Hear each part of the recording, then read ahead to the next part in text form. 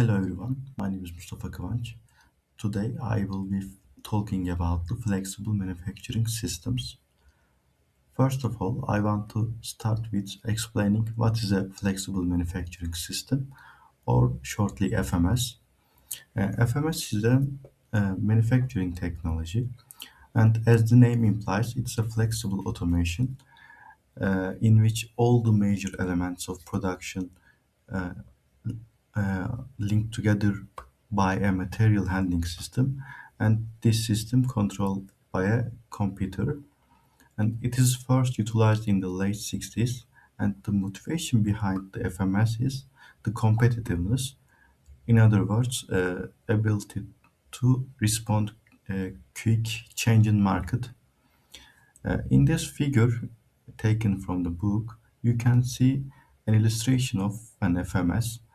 There is AGV here. AGV is automated guided vehicle, and it has a predefined path, and it's traveling around the machining centers.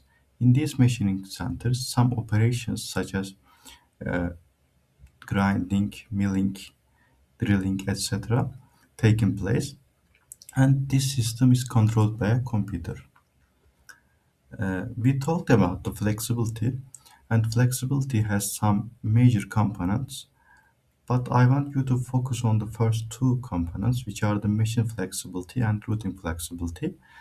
By machine flexibility, we mean multiple machines can do the same operation with very tight tolerances, so that when a machine is broken down, we can replace it quickly.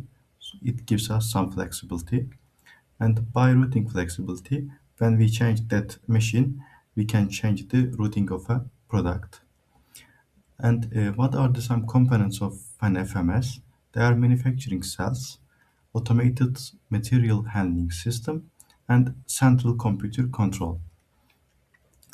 Uh, in this figure, you can see the characteristics of FMS, and uh, an FMS combines the benefits of two systems, which are the transfer lines and conventional job shop. Uh, It has more flexibility than transfer lines and more productivity than conventional job shops. Uh, and in this table, you can see the relative characteristics of transfer lines and FMS. Uh, Between these characteristics, I want to mention the part changing time. It's very short in FMS. Also, tool change is automated. However, justification for capital expenditure is much more difficult in FMS compared to the transfer line. And what are some major benefits of flexible manufacturing systems? Uh, as we said before, it has flexible production sequencing.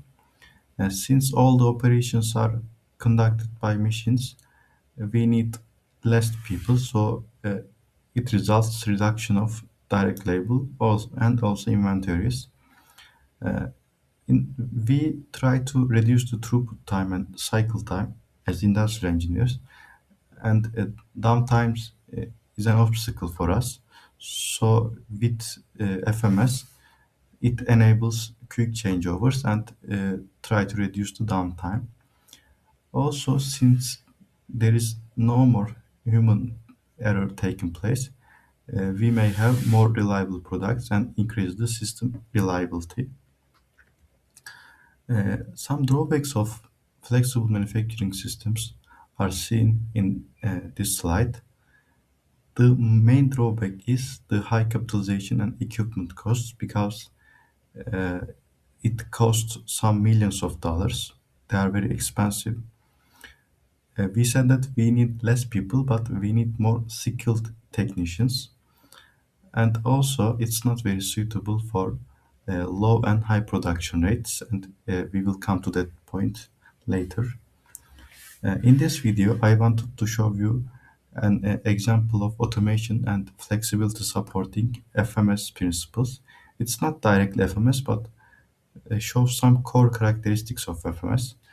There is a robot uh, is some operating some operations, and multiple robots are coming together. There is a material handling system here. When a machine is broken down or robot is broken down, we can replace it quickly. and this system is controlled by a computer. This is a basic illustration of FMS. Lastly, I want to talk about the economic justification of FMS. We said that it is not appropriate to use in very high or very low production rates, so it's better to use uh, a medium quantity batch production. However, we need that kind of product. So before implementing this system, we need to conduct a cost benefit analysis. We should know the cost of capital, energy, materials, labor, etc. Also, we should estimate the market characteristics of our product.